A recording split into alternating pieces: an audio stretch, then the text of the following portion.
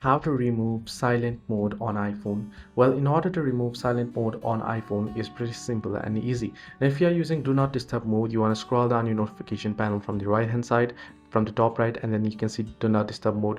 You can disable this and you can disable any mode. Now, the second thing to do is on the left hand side. So on this side, you can see here on the volume above the volume up button, there is this particular option button. Now if you push this backward, it means the silent mode is enabled.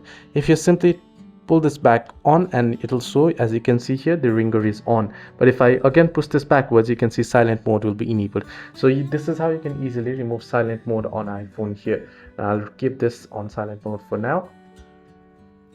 So it's simple and easy. Now if you do not have this button on latest version of iPhones, you don't get this button anymore. It has been removed. So you can check for do not disturb mode here up, and you can also check for silent mode through settings. Hope this video was helpful. Do like and subscribe, and also do not forget to leave the comments down below if you have any further issues as well.